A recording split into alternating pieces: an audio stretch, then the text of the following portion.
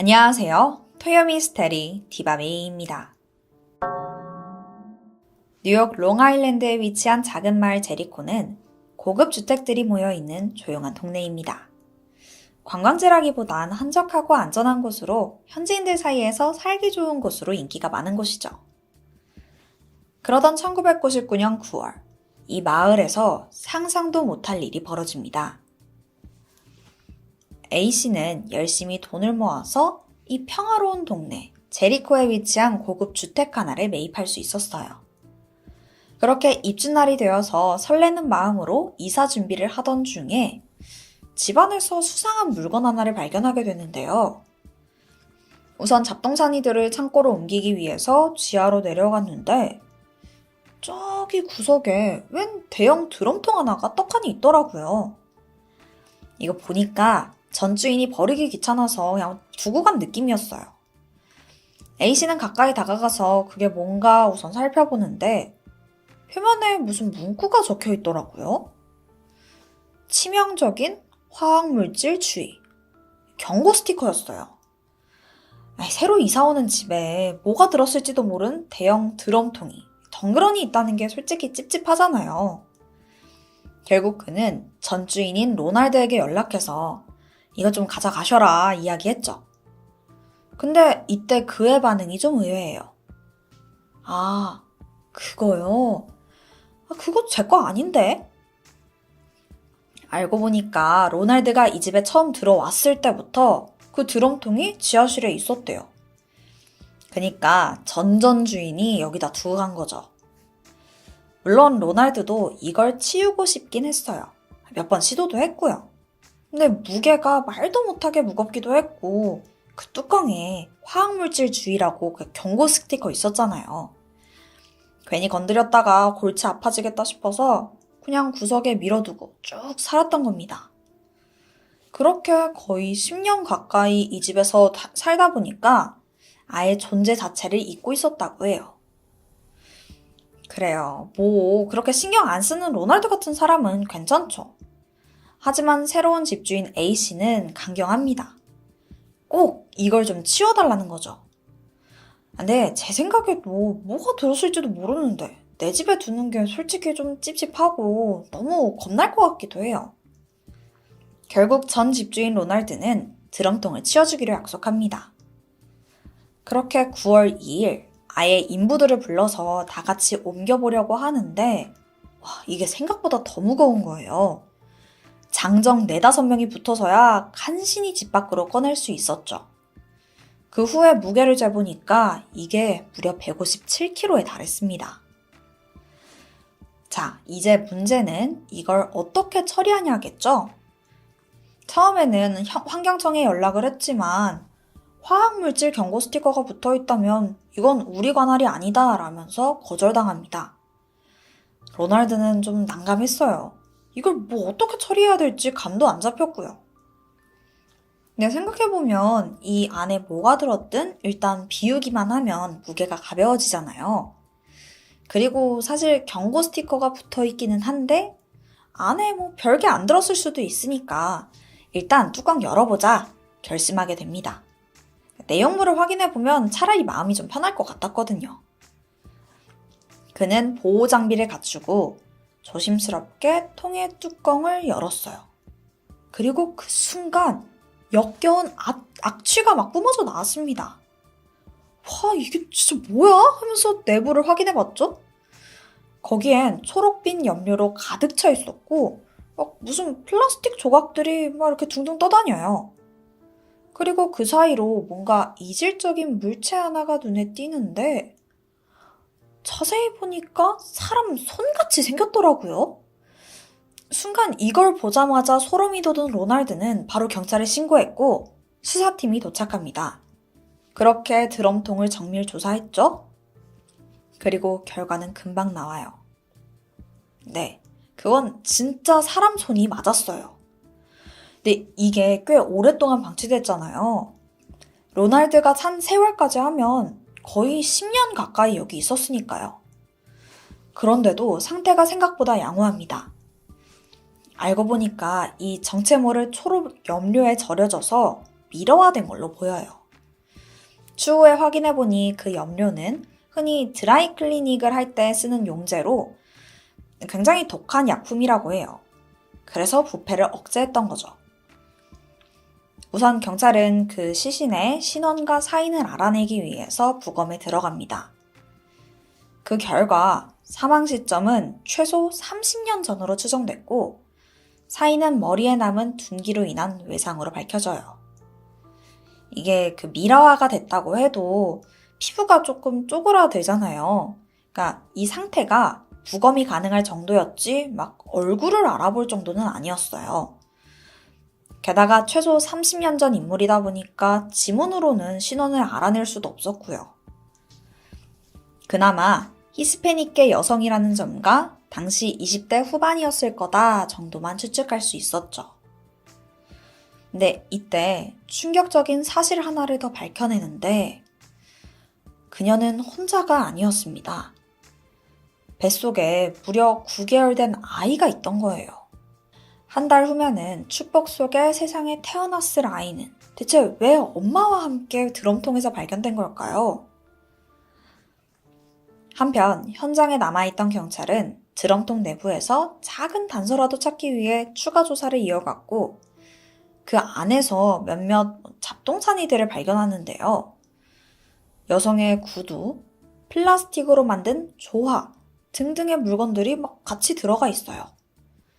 근데 그 사이에서 좀 눈에 띄는 종이 하나가 발견되는데 이게 보니까 주소록이더라고요. 이 여성이 직접 친구들 번호를 적어둔 것 같은 그런 메모였죠. 근데 문제가 있습니다. 아까 말씀드렸다시피 이 종이는 시신과 함께 거의 30년 넘게 염료 안에 절여져 있던 거예요. 그러다 보니까 글자가 다 번져 있더라고요. 하지만 경찰은 이게 결정적인 단서일 거라고 확신했고 끈질기게 복구하려고 애썼습니다. 그 끝에 다행히 단 한 사람의 이름과 전화번호를 복원해낼 수 있었어요. 그리고 그 연락처의 주인공은 케이티 안드레이드라는 여성이었습니다. 경찰은 곧장 그녀에게 연락을 시도했고 몇 번의 신호음 끝에 한 중년의 여성이 전화를 받았죠.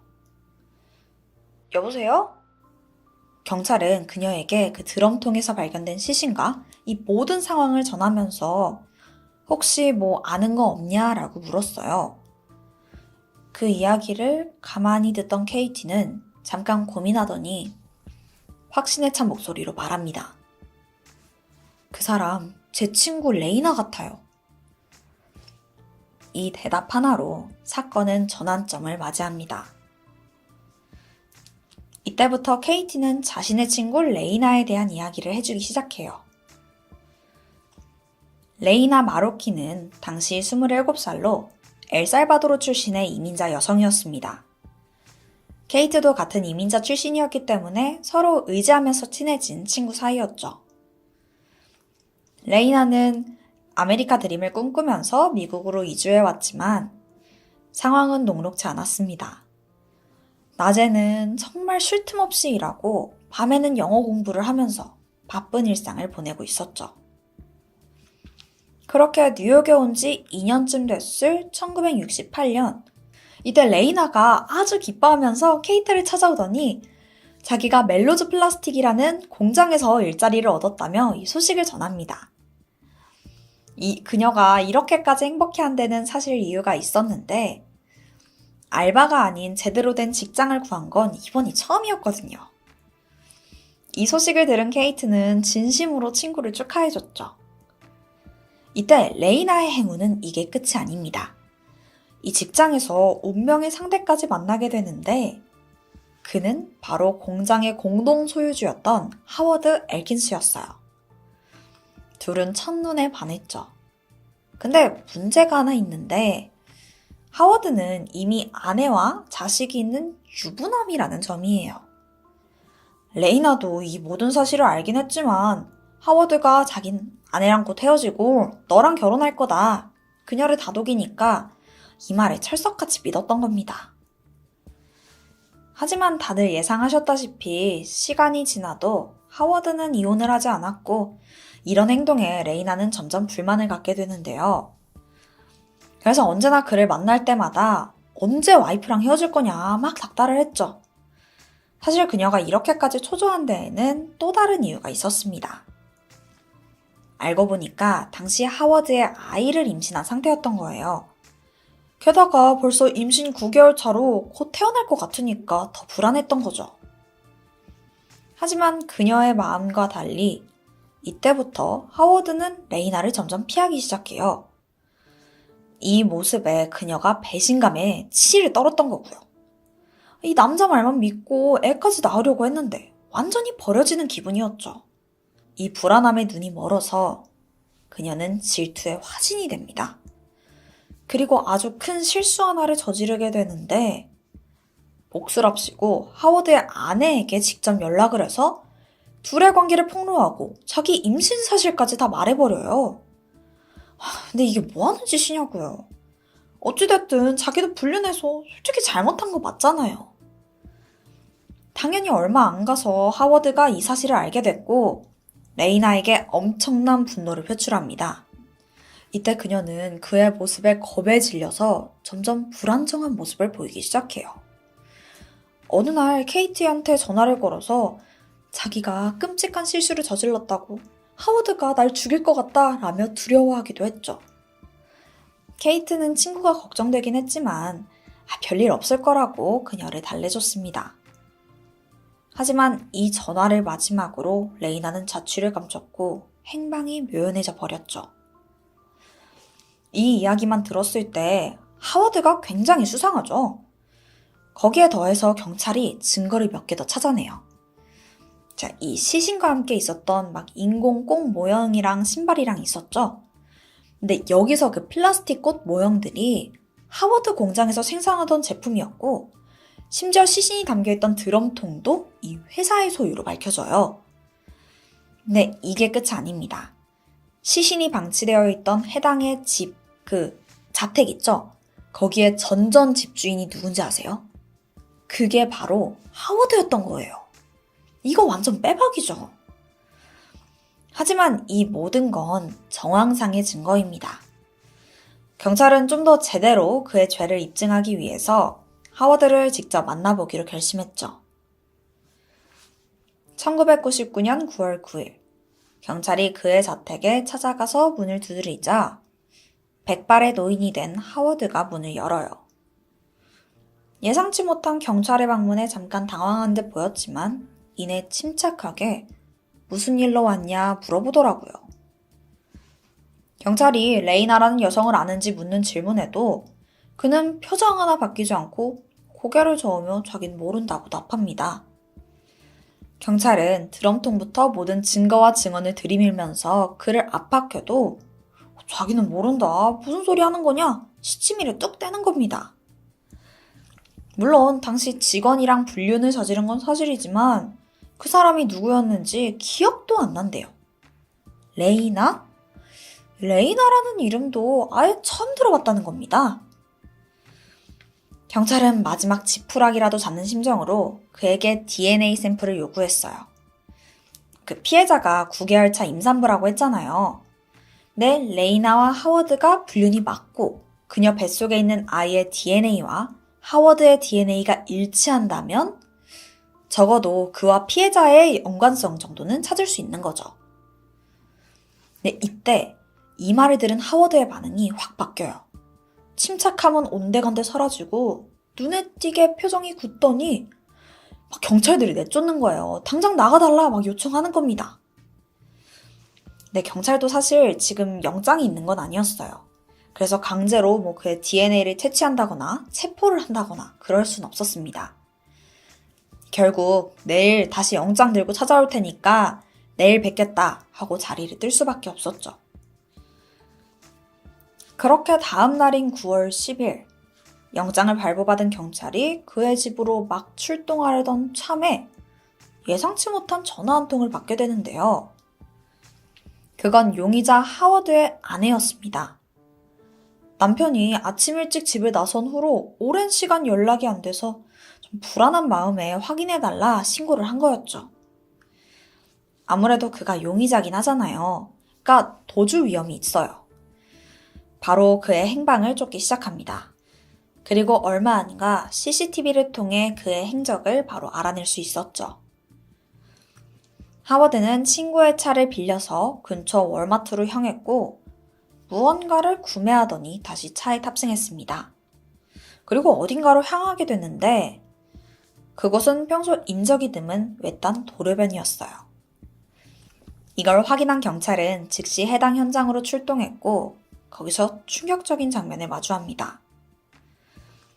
그 위치엔 차가 한 대 덩그러니 세워져 있는데 그 안에는 총에 맞아 사망해 있는 하워드가 있었습니다.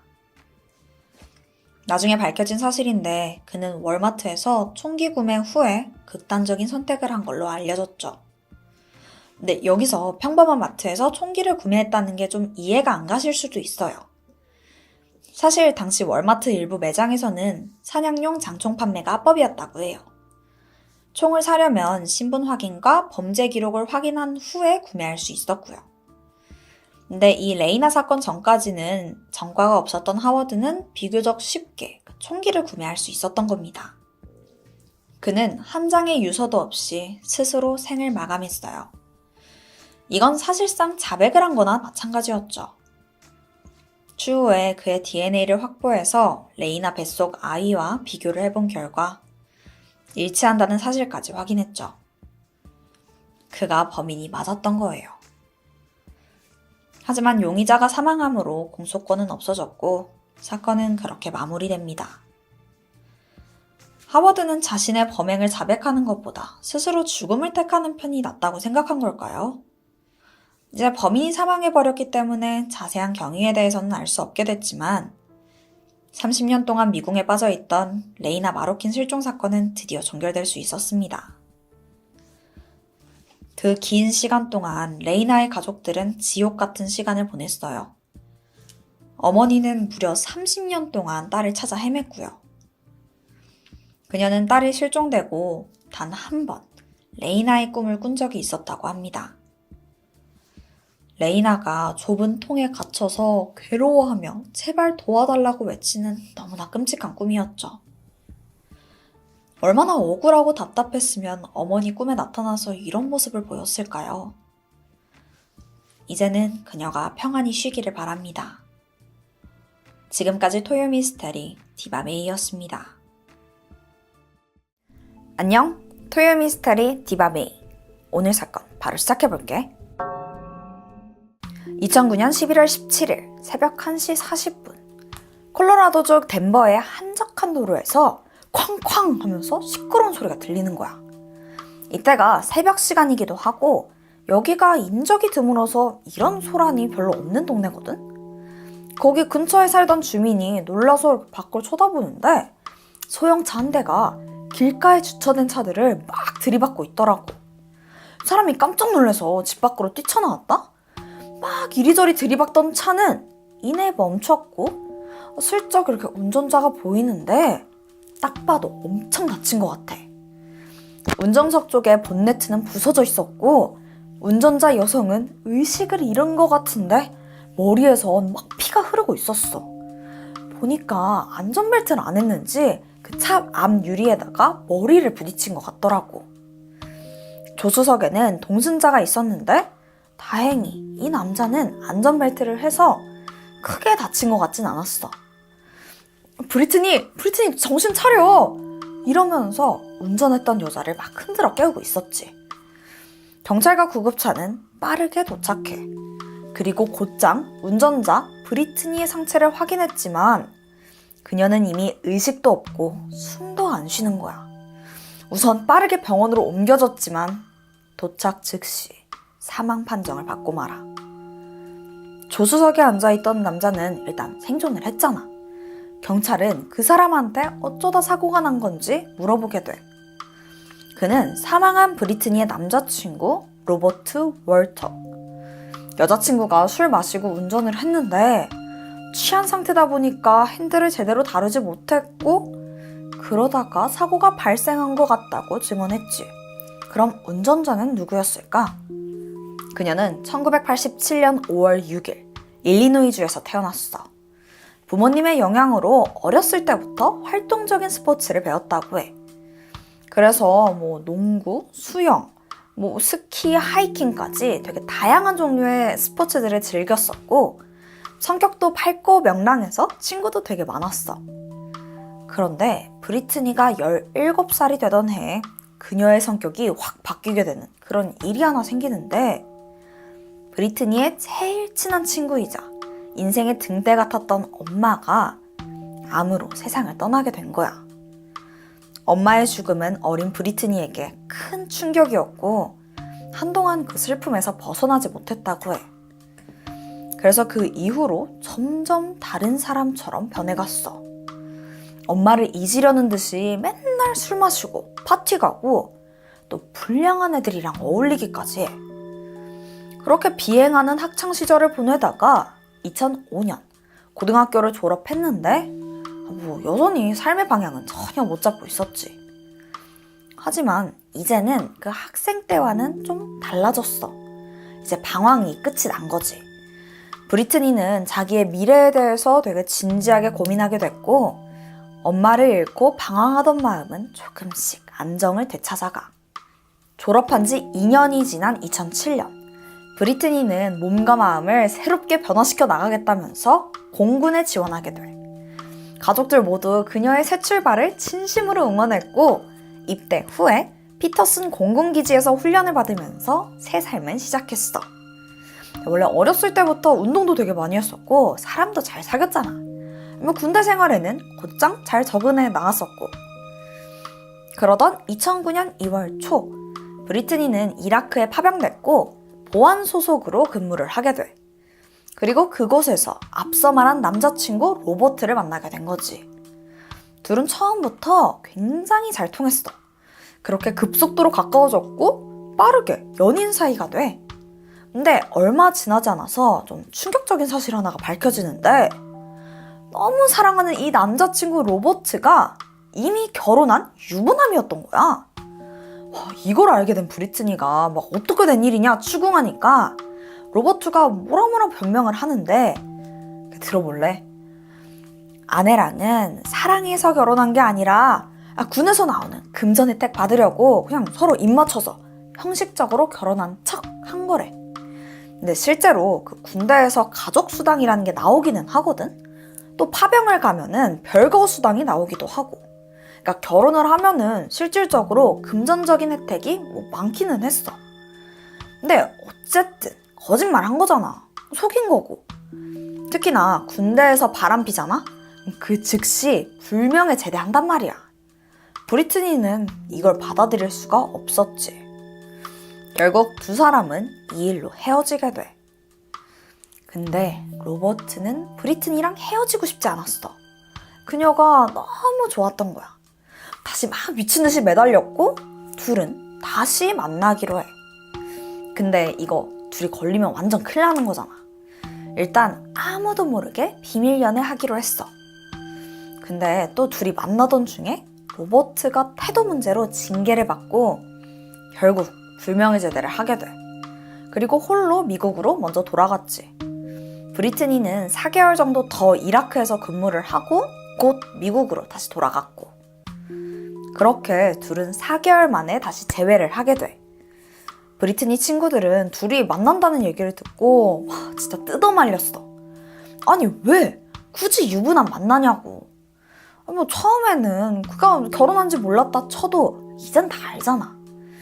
진짜 그냥 불륜인 거야. 친구들의 만류에도 둘은 아랑곳하지 않고 계속 만나. 근데 사실 로버트가 브리트니한테 약속을 했었거든. 미국 오면은 와이프 정리하고 너랑 살겠다 그렇게 얘기했던 거야. 브리트니는 그 말을 철석같이 믿고 있었지. 근데 미국에 오고 한 달이 가고 세 달이 가고 몇 달이 지나도 이혼할 생각이 전혀 없어 보이더라. 로버트는 아내 엘레나와 브리트니 둘 다 만나면서 거의 두 집 살림 하는 거야. 약속이랑 다르게 이혼을 계속해서 미루니까 브리트니랑 로버트 둘 사이에는 점점 균열이 생기기 시작했어. 매번 같은 이유로 싸우고 갈등은 점점 더 커졌지. 헤어졌다 만났다 이걸 계속 반복하는 와중에 로버트는 점점 폭력적으로 변하기까지 해. 2009년 10월 24일 두 사람은 말다툼을 하다가 결국 몸싸움이 벌어졌고 로버트가 브리트니의 얼굴을 때려서 크게 멍이 들기도 해. 경찰까지 출동했고 이 일로 로버트는 폭력 혐의로 체포돼서 며칠간 구금됐다가 풀려나기도 했지. 일단 로버트는 불명예긴 하지만 제대를 했어. 근데 브리트니는 여전히 군인 신분이었거든. 그녀의 상관이 브리트니가 불륜에다가 데이트 폭력까지 당했다는 걸 알게 됐고 앞으로 절대 로버트 만나지 말라고 했어. 이제 한 번만 더 만나면 진짜 쫓겨날 거다 라고 경고했다고 해. 이날 이후로 브리트니는 정신을 차린 듯 더 이상 그를 만나지 않았고 대신 여성 풋볼 클럽에 가입해서 취미 생활을 즐겼다고 해. 좋아하는 스포츠도 하고 오랜만에 막 새로운 사람들 만나고 다시 평소와 같은 일상을 보내기 시작한 거야. 하지만 로버트는 아직도 브리트니를 잊지 못하더라고. 또 연락해. 2009년 11월 16일 밤 브리트니는 그녀의 풋볼팀과 덴버 시내의 클럽에서 파티를 하게 돼. 술도 마시고 춤도 추고 놀면서 팀 사진도 찍었었고. 근데 그 클럽에 로버트가 찾아온 거야. 그렇게 둘이 잠깐 얘기를 나누는 든가 싶더니 둘이서 나갔고 그날 밤 브리트니는 사망하게 된 거지. 교통사고 조사관은 조사 보고서 작성을 위해서 로버트에게 사고 당시 상황을 다시 한번 물어보게 돼. 운전자가 사망했기 때문에 정확한 상황을 아는 사람이 로버트뿐이었잖아. 그의 증언에 따르면 사고 당일 둘의 행적은 이랬어. 클럽에서 나와서 둘은 브리트니의 차를 타고 이동했는데 둘 다 술에 취했잖아. 그래서 정확하게 기억나지는 않고 분명 고속도로를 달리고는 있었는데 자기가 잠에 들었고 쿵 하는 충격에 놀라서 깨보니까 무슨 처음 보는 동네에 와있고 브리트니는 옆에서 피 흘리면서 쓰러져 있었다는 거야. 자기도 왜 고속도로에서 나와서 이 골목에 오게 된 건지 전혀 모르겠다고 하더라고. 그러니까 그의 증언에는 특별한 부분은 딱히 없었어. 사고로 망가진 차에 대해서도 조사를 하게 되는데 이 차가 사망사고 치고는 파손이 좀 심한 상태는 아니었다고 해. 하지만 운전자가 음주운전에다가 안전벨트도 하지 않았으니까 당연히 그 충격이 더 세게 받았을 거고 또 앞으로 튕겨나가기도 했었을 거고 머리를 앞유리에 세게 부딪혔잖아. 그러면 차가 얼마나 망가졌던 간에 사망에 이를 수도 있다고 판단하게 돼. 그래서 조사원은 부검 결과서를 확인한 후에 사고 보고서를 마무리하려고 했지. 근데 브리트니가 군인이다 보니까 절차상 군 경찰도 사건 경위를 알아야 되거든. 군인이 사망한 사건인 거잖아. 그래서 전반적으로 사건을 막 살펴보는데 동승자가 로버트인 걸 확인하게 돼. 이때 군 경찰은 브리트니의 사망이 단순한 교통사고가 아닐지도 모른다는 생각이 들었다고 해. 그도 그럴 게 로버트가 브리트니 폭행해서 경찰에 체포됐던 게 얼마 안 됐었거든? 또 폭력적인 행동을 했을 수도 있다고 판단한 거지.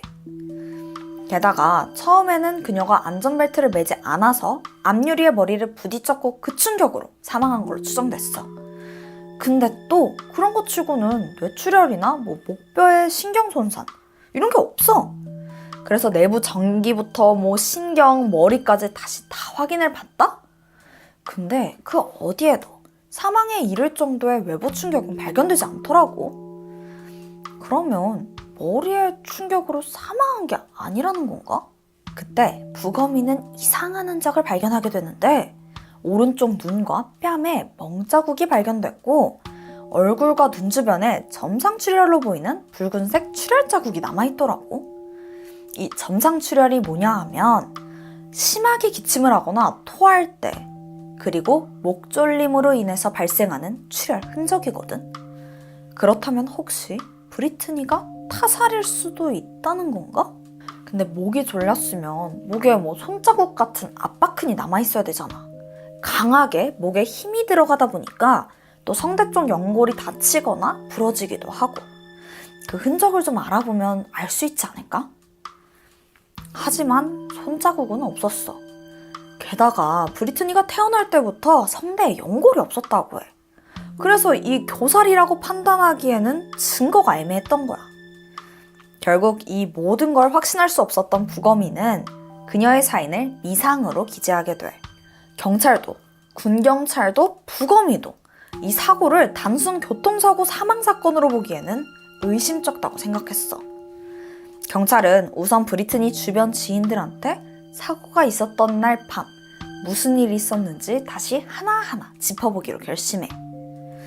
사건 당일 같이 있었던 친구들 말에 따르면 브리트니와 축구 클럽 선수들은 클럽에서 막 놀면서 사진을 찍고 놀고 있었대. 그러니까 상의를 벗고 공이나 손으로 가리는 되게 섹시한 포즈로 사진을 촬영하고 있었던 거야.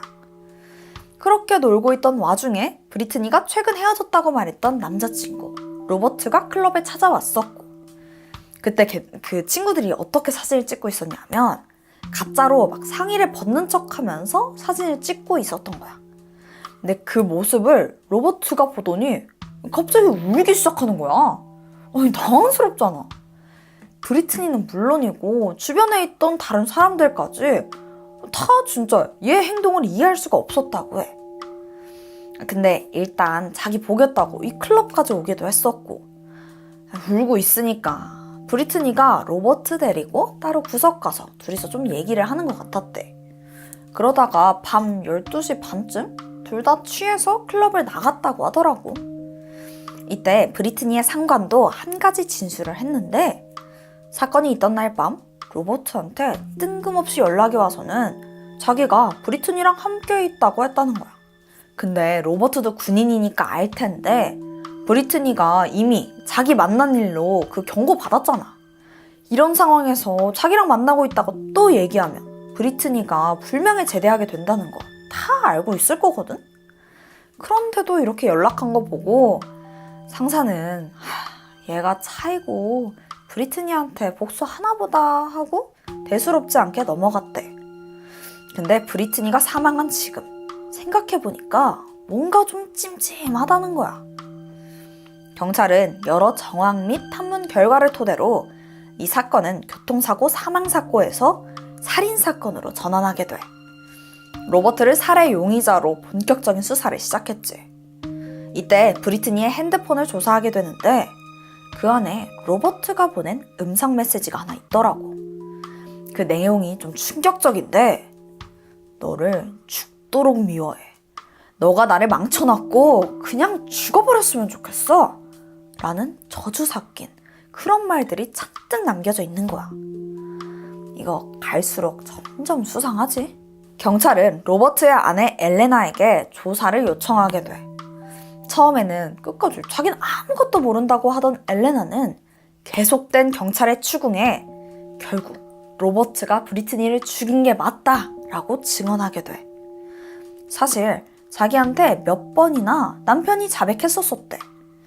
그리고 자기가 한 말을 다른 사람한테 말하면 너 진짜 죽여버리겠다고 협박하기도 했었었고, 거기에 겁을 먹어서 처음에는 말을 못했었던 거야. 엘레나는 로버트와 나눈 대화를 핸드폰으로 몰래 녹음해왔다면서 이걸 경찰에 제출하게 돼. 녹음 속에는 어떻게 브리트니를 살해했는지 생생하게 그 모든 순간이 남아있었지. 이 녹음 파일을 통해서 지금까지 설명되지 않던 브리트니의 시신 상태가 전부 이해가 되더라고. 결국 부검인은 그녀의 사인을 미상에서 목졸림에 의한 질식사로 변경했고, 경찰은 수정된 부검 결과와 엘레나의 증언 그리고 녹음 기록을 근거로 로버트를 1급 살해 혐의로 체포하게 돼. 2011년 8월 재판이 열리는데 여기서 검찰은 추정한 사건 행적에 대해서 모두 얘기하게 되거든. 한번 들어봐봐. 사건이 있었던 날 밤 로버트는 브리트니가 다른 사람들 앞에서 막 옷을 벗는 사진을 촬영하는 걸 보고는 감정이 격해졌던 거야. 클럽에서부터 둘이 계속 언쟁이 있었었고 나와서 차를 타고도 그게 이어졌던 거지. 그렇게 고속도로를 달리는 내내 말싸움을 이어간 걸로 추정돼. 결국 로버트는 욱해가지고 그녀를 폭행했고 깜짝 놀란 브리트니가 정신을 못 차리자 급하게 자기가 운전대를 막 잡아가면서 고속도로를 빠져나가서는 골목에 차를 세운 거야. 그리고 그때부터 로버트가 직접 운전해서 가까운 한적한 도로로 이동한 걸로 보여. 브리트니가 계속 소리치면서 화를 내니까 순간 자기를 신고할까봐 겁이 났고 팔로 그녀의 목을 눌러서 살해했어. 그리고는 차 사고로 위장하기 위해서 사고를 냈고 브리트니를 운전석으로 옮겨놓은 거지. 이후 사람들이 나오자 그녀를 안고 막 우는 척하면서 도움을 요청했던 거야. 하지만 로버트는 살해 혐의를 전부 부인했어.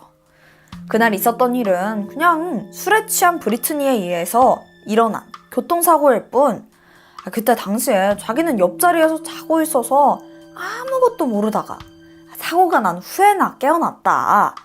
그리고 아내 엘레나가 제출한 그 통화 녹음에는 아내랑 계속 싸우니까 그냥 내가 했다 라고 얘기하고 넘어가려고 했다고 하더라고. 그러니까 부부싸움 좀 피하겠다고 자기가 사람을 죽였다라고 얘기했다는 거. 근데 이게 말이 되나? 이 상황에서 엘레나의 증언이 아주 중요하겠지?